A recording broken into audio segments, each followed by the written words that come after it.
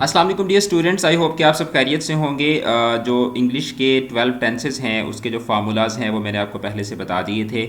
और टेंसेस आपको अगर नहीं आते तो उसका जो टेंसेस वाली वीडियो है उसका लिंक आपको इसी वीडियो के डिस्क्रिप्शन से मिल जाएगा, उसको आप जाके चेक कर सकते हैं। अब जब हम लिखने बैठते हैं तो सबसे जो बड़ा चैलेंज होता है स्टूडेंट्स के लिए या लिखने वाले के लिए वो ये होता है कि भाई कौन से टेंस को कौन सी सिचुएशन में यूज़ करना है। यानी टेंसेस हमें जब पढ़ाए जाते हैं तो टेंसेस बच्चों को याद तो हो जाते हैं, उनको फार्मूलाज भी याद हो जाते हैं, लेकिन वो फार्मूलाज भूल बाद में इसलिए जाते हैं क्योंकि जब वो लिखने बैठते हैं तो उन्हें इस चीज़ का अंदाज़ा नहीं होता कि हमने कौन से टेंस को कहाँ पर यूज़ करना है। तो आज का ये जो लेक्चर है इसमें हम जो 12 टेंसेस हैं उनके यूज़ के हवाले से पढ़ेंगे कि आपने कौन सा टेंस जो है उसको कहाँ पर यूज़ करना है। अच्छा, अब होगा इस तरीके से कि सबसे पहले हम जो सिंपल टेंस है उसको हम देखेंगे, फिर उसके बाद जो कॉन्टीन्यूस टेंस है उसको, फिर उसके बाद परफेक्ट टेंस को, और फिर उसके बाद जो परफेक्ट कॉन्टीन्यूस टेंस है उसको हम देखेंगे। तो जो प्रेजेंट सिंपल टेंस है, प्रेजेंट सिंपल टेंस है जिसको आप प्रेजेंट इंडेफिनिट टेंस भी बोलते हैं, मैं साथ साथ आपको जो टेंस है वो रिवाइज भी करवाता जाऊंगा। जो प्रेजेंट सिंपल टेंस है उसमें हम कौन सी फॉर्म ऑफ वर्ब यूज़ करते हैं, उसमें हम first form of verb use करते हैं। प्रेजेंट सिंपल टेंस में कौन सी फॉर्म ऑफ वर्ब यूज़ होती है, first form of verb use होती है। और अगर आपका जो सब्जेक्ट है वो सिंगुलर है तो आप फॉर्म ऑफ वर्ब के साथ जो है वो एस या ई एस पी लगाते हैं। ठीक है, तो ये होता है आपका प्रेजेंट सिंपल टेंस। ठीक है, अच्छा, एस या ई एस पी आप इसके साथ लगाते हैं। अब सबसे पहला जो इसका इस्तेमाल है वो ये है कि आप प्रेजेंट सिंपल टेंस यूज़ करते हैं when you are talking about repeated actions that happen in the present. यानी प्रेजेंट में जो एक्शन रिपीटेडली हो रहा होता है उसको जब आपने डिस्क्राइब करना होता है अपनी लैंग्वेज के अंदर, तो उसके लिए आप जो टेंस यूज़ करते हैं वो कौन सा होता है, प्रेजेंट सिंपल टेंस। जैसे मिसाल के तौर पर ही ड्रिंक्स मिल्क डेली, तो आप यहाँ पे देख सकते हैं कि सब्जेक्ट, उसके बाद फर्स्ट फॉर्म ऑफ वर्ब, और चूंकि सब्जेक्ट सिंगुलर है तो उसके साथ एस, और उसके बाद ऑब्जेक्ट, और उसके बाद ये जो डेली का वर्ड है, इस डेली के वर्ड की वजह से आप यहाँ पर क्या यूज़ करेंगे, प्रेजेंट इंडेफिनिट टेंस या प्रेजेंट सिंपल टेंस यूज़ करेंगे। फिर उसके बाद actions that happen in general in the present. ठीक है, यानी ऐसे काम जो आम तौर पर जो है वो क्या होते हैं, वो जो यूनिवर्सल ट्रुथ के तौर पर जो चीज़ें मानी जाती हैं। जैसे मिसाल के तौर पर the sun rises in the east, अब ये वो काम है जो जनरली हो रहा होता है, ठीक है, जो डेली बेसिस पे हो रहा होता है। ठीक है, कोई ह्यूमन हैबिट नहीं है, बल्कि क्या है कि एक जनरल फैक्ट के तौर पर, एक जनरल प्रैक्टिस के तौर पर ये काम हो रहा है, तो उसके लिए भी आप क्या यूज़ करते हैं, उसके लिए भी आप प्रेजेंट सिंपल टेंस यूज़ करते हैं। फिर उसके बाद सेट इवेंट्स, ठीक है, that will happen in the near future, यानी ऐसे काम जो जिनका फ्यूचर में होना डिसाइड हो चुका है। जैसे आप शादी की कोई डेट फिक्स कर देते हैं, मेहंदी की, मंगनी की, मैच की कोई डेट फिक्स कर देते हैं, तो अब ये वो काम है जो फ्यूचर में होगा लेकिन उसकी डेट डिसाइड हो चुकी है। जैसे we go to Karachi next week, ठीक है, यानी आप ये भी कह सकते हैं कि we will go to Karachi next week. ठीक है, आप इसमें फ्यूचर टेंस भी यूज़ कर सकते हैं, लेकिन आप यहाँ पर जो प्रेजेंट सिंपल टेंस है वो भी आप यूज़ कर सकते हैं। फिर उसके बाद जो फैक्ट्स होते हैं, ठीक है, जो फैक्ट्स होते हैं, जो हिस्टोरिकल फैक्ट्स होते हैं या हर तरह के जो फैक्ट्स होते हैं, उसके लिए आप क्या यूज़ करते हैं, उसके लिए भी आप प्रेजेंट सिंपल टेंस यूज़ करते हैं। जैसे if we mix red and green we get yellow, तो अब ये एक ऐसा फैक्ट है जो कि क्या है, जो वाकई फैक्ट है। ठीक है, तो इस तरह के फैक्ट्स जो हैं उनके हवाले से बात करते हुए भी हम क्या यूज़ करते हैं, प्रेजेंट सिंपल टेंस यूज़ करते हैं। उसके बाद जो पास्ट सिंपल टेंस है, ये कहाँ पे यूज़ करते हैं, पास्ट सिंपल टेंस के हवाले से अगर मैं आपको इसका फार्मूला बताऊँ तो आप सबसे पहले सब्जेक्ट लगाते हैं, सब्जेक्ट के बाद आप जो है वो second form of verb use करते हैं। ठीक है, subject plus second form of verb और उसके बाद फिर ऑब्जेक्ट लगाते हैं। This is the formula of past simple tense. अच्छा, तो ऐसे एक्शंस जो कंप्लीट हो चुके होते हैं इन the past, completed actions that happened in the past, जैसे ही पास्ड हिज टेस्ट यस्टरडे, तो अब इस यस्टरडे की वजह से हम यहाँ पर क्या लगाएंगे, यहाँ पे आप सेकंड फॉर्म ऑफ वर्ब लगाएंगे और आप इस सेंटेंस को पास्ट सिंपल में बनाएंगे। ठीक है, अच्छा, उसके बाद a duration of time in the past, ठीक है, duration of time in the past, जैसे she always carried an umbrella. ठीक है, तो अब ये क्या है, एक जैसे ऑलवेज है, ठीक है, तो इस ऑलवेज क्या है, ऑलवेज एक ऐसा टाइम है जो पास्ट को इंडिकेट करता है। She always carried an umbrella, कि उसके पास हमेशा एक छतरी हुआ करती थी। ठीक है, तो इस तरह के जो एक्शंस हैं उनको भी आप क्या करते हैं, पास्ट सिंपल टेंस के ज़रिए आप उनको रिप्रेजेंट करते हैं। उसके बाद फ्यूचर सिंपल, यानी specific action in the future, एक ऐसा काम जो मुस्तकबिल में होगा। ठीक है, उसके लिए आप क्या यूज़ करते हैं, फ्यूचर सिंपल टेंस यूज़ करते हैं। जैसे Ali will go to Khuzdar. ठीक है, अब अगर मैं आपको इसका फार्मूला बताऊं तो सब्जेक्ट प्लस विल या शैल, ठीक है, सब्जेक्ट आप लगाते हैं, उसके बाद आप जो है वो विल या फिर शैल आप लगाते हैं, और उसके बाद आप क्या लगाते हैं, फर्स्ट फॉर्म ऑफ वर्ब लगाते हैं, विल शैल, ठीक है। और विल शैल के साथ आप कौन सी फॉर्म ऑफ वर्ब लगाते हैं, first form of verb, yes exactly right.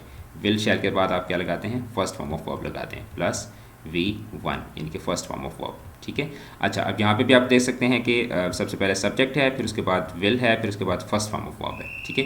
एक ऐसा एक्शन जो फ्यूचर में होगा। फिर उसके बाद प्रॉमिस के लिए, जब आप किसी से प्रॉमिस कर रहे होते हैं तो उसके लिए भी आप क्या यूज़ करते हैं, फ्यूचर सिंपल टेंस, जैसे I will pay you 10,000 rupees. Plan जब आप कर रहे होते हैं तो प्लान के लिए भी आप कौन सा टेंस यूज़ करते हैं, फ्यूचर सिंपल टेंस यूज़ करते हैं। प्रोडिक्शन के लिए जब आप कोई मशीन गोई कर रहे होते हैं तो उसके लिए भी आप क्या यूज़ करते हैं, फ्यूचर सिंपल टेंस, जैसे it will rain in the next month, अगले महीने बारिश होगी, ठीक है। अच्छा, फ्यूचर जितने भी सिंपल टेंसेस थे यानी कि present simple tense, past simple tense और फ्यूचर सिंपल टेंस, इसके इस्तेमाल हमने पढ़ लिए। उसके बाद हम चलते हैं परफेक्ट टेंस की तरफ। तो जो प्रेजेंट परफेक्ट टेंस है, actions that happened at an unspecific time in the past, ठीक है। यानी कि पास्ट में एक काम हुआ है, ठीक है, और हुआ पास्ट में है यानी मुकम्मल हो चुका है, लेकिन वो बिल्कुल अभी अभी जो है वो काम कंप्लीट हुआ है। जैसे Ahmed has travelled overseas several times, ठीक है। यानी एक ऐसा काम है जो पास्ट में हुआ है, लेकिन उसकी जो टाइमिंग्स हैं वो आपको नहीं पता, तो उसके लिए भी आप क्या यूज़ करते हैं, उसके लिए भी आप प्रेजेंट परफेक्ट टेंस यूज़ करते हैं। फिर उसके बाद actions that started in the past and continue to the present, ठीक है। ऐसे काम जो पास्ट में शुरू हुए लेकिन अभी भी प्रेजेंट में भी वो जारी हैं, इस तरह के कामों के लिए भी आप जो टेंस यूज़ करते हैं दैट इज़ प्रेजेंट परफेक्ट। जैसे the children have felt sick ever since they ate lunch, कि जब से बच्चों ने खाना खाया है, लंच किया है, उसके बाद से वो बीमार हैं। तो इस तरह की सिचुएशन में भी आप क्या यूज़ करते हैं, प्रेजेंट परफेक्ट टेंस यूज़ करते हैं। अब प्रेजेंट परफेक्ट के फार्मूले की अगर मैं बात करूँ तो सबसे पहले आप सब्जेक्ट लगाते हैं, उसके बाद आप लगाते हैं हैज़ या हैव, ठीक है। यानी जो सिंगुलर होगा उसके साथ आप हैज़ लगाएंगे और जो प्लूरल होगा उसके साथ आप क्या लगाएंगे, हैज़ हैव, उसके साथ आप हैज़ लगाएंगे, ठीक है। तो हैज़ या हैव और उसके बाद आप लगाते हैं थर्ड फॉर्म ऑफ वर्ब, ठीक है, सब्जेक्ट प्लस हैज़ हैव, ठीक है, और उसके साथ plus third form of verb, ठीक है, plus third form of verb. This is the formula of present perfect tense.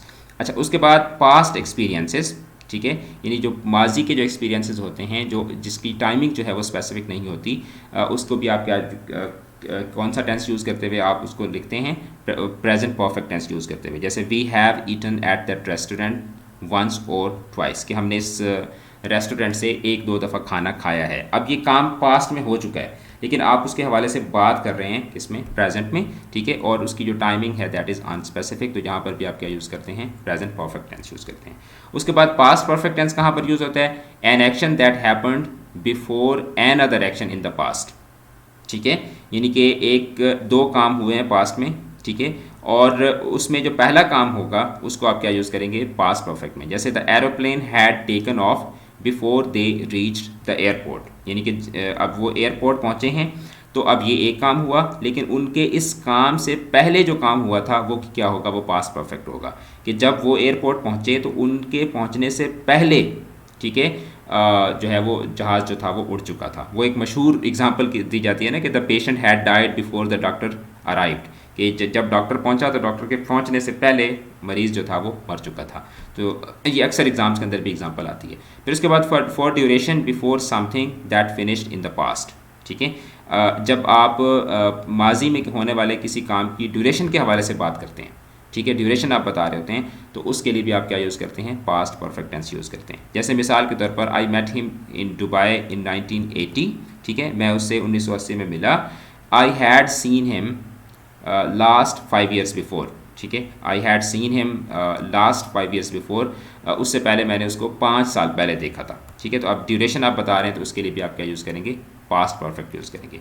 उसके बाद फ्यूचर परफेक्ट की अगर हम बात करें तो completed actions happening before something in the future, जैसे यहाँ पे है ना कि पास्ट में एक काम हुआ तो उस काम के होने से पहले जो काम हुआ था उसको आप पास्ट परफेक्ट में यूज़ करते हैं। इसी तरीके से completed action happening before something in the future, कि कोई काम फ्यूचर में हो उससे पहले जो काम होगा वो क्या होगा, वो फ्यूचर परफेक्ट में। जैसे they will have left the Chaman before you go to see them, यानी कि जब आप उनको देखने के लिए जाएंगे तो अब मतलब आप जो फ्यूचर में एक काम करेंगे उससे पहले जो काम हो चुका होगा ना, उसको आप फ्यूचर परफेक्ट में जो है वो डिस्क्राइब करते हैं। जैसे दे विल हैव लेफ्ट, अब देखें विल हैव लेफ्ट जो है ये क्या है, फ्यूचर परफेक्ट है। तो मतलब आप जब वहाँ पहुँचेंगे तो आपके पहुँचने से पहले, यानी कि आप जो फ्यूचर में काम करेंगे उससे पहले जो फ्यूचर में काम हो चुका होगा उसके लिए क्या होगा, वो उसको आप फ्यूचर परफेक्ट टेंस में यूज़ करेंगे। फिर उसके बाद for duration before something in the future, और इसी तरीके से जिस तरह ऊपर मैंने आपको पास्ट परफेक्ट का बताया कि पास्ट में किसी चीज़ की फ्यूचर के लिए आप पास्ट परफेक्ट यूज़ करते हैं, और फ्यूचर में किसी चीज़ की ड्यूरेशन बताने के लिए आप फ्यूचर परफेक्ट यूज़ करते हैं। जैसे I will have written the essay by that time, ठीक है, यानी कि उस टाइम तक जो है वो मैं ऐसे लिख चुका हूँगा। ठीक है, ये हो गया जनाब जो परफेक्ट टेंस है उसके हवाले से। उसके बाद अगर हम कॉन्टीन्यूस टेंस की बात करें तो जो प्रेजेंट कॉन्टीन्यूस टेंस है ये हम कहाँ पे यूज़ करते हैं, N action that is happening और नॉट हैपनिंग नाउ, यानी अब भी जिस लम्हे आप बात कर रहे हैं उस लम्हे अगर कोई काम हो रहा है या नहीं हो रहा तो उसके लिए आप प्रेजेंट कॉन्टीन्यूस टेंस यूज़ करते हैं। जैसे मिसाल के तौर पर I am reading a novel now, I am reading a novel now. ठीक है, अच्छा उसके बाद a continuous action currently in progress, एक ऐसा काम जो माजी में शुरू हुआ और अभी भी वो करंटली जारी है। जैसे मिसाल के तौर पर आई एम लर्निंग इंग्लिश। अब आई एम लर्निंग, जब आप कह रहे थे कि आई एम लर्निंग इंग्लिश, हो सकता है उस वक्त आप कोई कोई खाना खा रहे हो या कोई आप सफ़र कर रहे हो, ट्रैवलिंग कर रहे हो, लेकिन एक ऐसा काम है जो आप जनरली कर रहे हैं। जैसे आप बस में सफ़र कर रहे होते हैं कि आपसे पूछता है कि भाई आजकल क्या कर रहे हो, और आप कहते हो कि आजकल मैं इंग्लिश की लैंग्वेज सीरीज़ से इंग्लिश का कोर्स कर रहा हूँ। तो अब वो उस लम्हे तो आप कोर्स नहीं कर रहे, बल्कि you are talking about an action that is currently in progress generally. तो इस तरह की चीज़ों के लिए भी आप प्रेजेंट कॉन्टीन्यूस टेंस यूज़ करते हैं। फिर उसके बाद अ planned action happening in the future. ठीक है, जो ऊपर मैंने आपको जहाँ पे बताया था कि प्रेजेंट सिंपल टेंस यूज़ कर सकते हैं, वहीं पर आप प्रेजेंट कॉन्टीन्यूस भी यूज़ कर सकते हैं, लेकिन उसको फिर जो यूज़ करने का तरीका होगा वो ये होगा कि आप इज़ आर एम और उसके बाद गोइंग टू। ठीक है, they are going to Islamabad tomorrow. ठीक है, they are coming to me, they are coming to meet me. ठीक है, तो इस तरीके से भी आप जो है वो इस सेंटेंस को यूज़ कर सकते हैं। उसके बाद पास्ट कॉन्टीन्यूस की अगर हम बात करें तो पास्ट कॉन्टीन्यूस कहाँ पर यूज़ होता है, an action going on at some time in the past, एक ऐसा काम जो माजी में जारी रहा हो। जैसे when I saw him he was playing tennis, जब मैंने उसको देखा तो उस वक़्त वो टेनिस खेल रहा था, अब वो नहीं खेल रहा, यानी कि पास्ट में एक काम जारी रहा। For persistent habits in the past, ठीक है, जो माजी की जो पक्की आदतें होती हैं उनके लिए भी आप पास्ट कॉन्टीन्यूस टेंस यूज़ करते हैं। जैसे he was always speaking loudly, कि वो हमेशा ऊंचा बोलता था, वो हमेशा ऊंचा बोला करता था। ठीक है, उसके बाद फ्यूचर कॉन्टीन्यूस टेंस की अगर हम बात करें तो an action going on at some time in the future, एक ऐसा काम जो फ्यूचर में किसी टाइम पर वो जारी रहेगा, तो उस टाइम के हवाले से बात करते हुए आप क्या यूज़ करते हैं, फ्यूचर कॉन्टीन्यूस। जैसे व्हेन आई गेट होम, ठीक है, when I get home my children will be doing their homework, जब मैं घर पहुंचूंगा तो मेरे बच्चे अपना होमवर्क कर रहे होंगे। ठीक है, अच्छा तो कॉन्टीन्यूस टेंस के हवाले से भी हमने बात कर ली। उसके बाद जो परफेक्ट कॉन्टीन्यूस टेंसेज हैं, परफेक्ट कॉन्टीन्यूस, उनके हवाले से देखते हैं।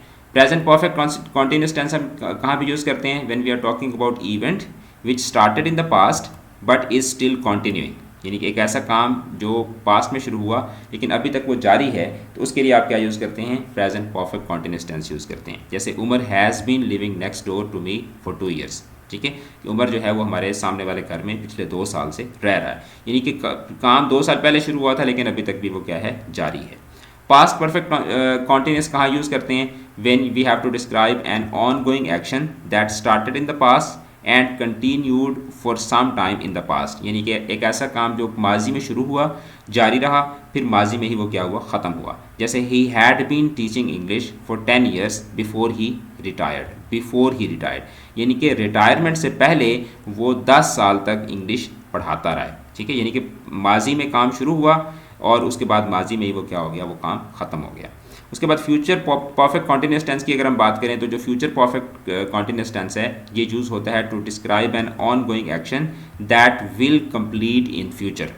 ठीक है, जो मुस्तकबिल में जाकर काम जो है वो कंप्लीट होगा।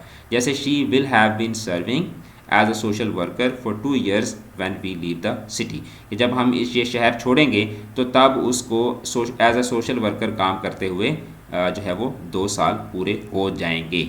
ठीक है, यानी कि अब दिस मीन्स कि एक बंदा है जो अभी काम कर रहा है और उसके काम की जो ड्यूरेशन है उसके हवाले से आप फ्यूचर में जो है वो बात कर रहे हैं, तो वहाँ पे आप क्या यूज़ करेंगे, future perfect continuous tense use करेंगे। तो आज हमने 12 के 12 टेंसेस की जो यूजेज है कि कहाँ कहाँ पर कौन कौन सा टेंस यूज़ होता है क्रिएटिव राइटिंग के अंदर, ये हमने सीखा। इसी तरह से इंग्लिश की इस लैंग्वेज सीरीज़ के अंदर हम मिलकर ग्रामर सीखते रहेंगे। ग्रामर के जो इंपॉर्टेंट टॉपिक्स हैं, इंपॉर्टेंट कॉन्सेप्ट्स हैं, उनको हम मिलकर लर्न करते रहेंगे। डिस्क्रिप्शन को ज़रूर चेक कीजिएगा, आपको डिस्क्रिप्शन से बहुत मज़े मज़े की वीडियोस के लिंक मिलेंगे जो आप बाद में भी देख सकते हैं, अभी भी आप देख सकते हैं। और आपको मुकम्मल कोर्स जो है उसकी जो प्लेलिस्ट है उसका लिंक भी आपको इसी वीडियो के डिस्क्रिप्शन से मिल जाएगा। चैनल को ज़रूर सब्सक्राइब कीजिएगा। अपना रखिएगा बहुत ज़्यादा ख्याल। कल की क्लास में दोबारा मुलाकात होती है। खुदा हाफिज़।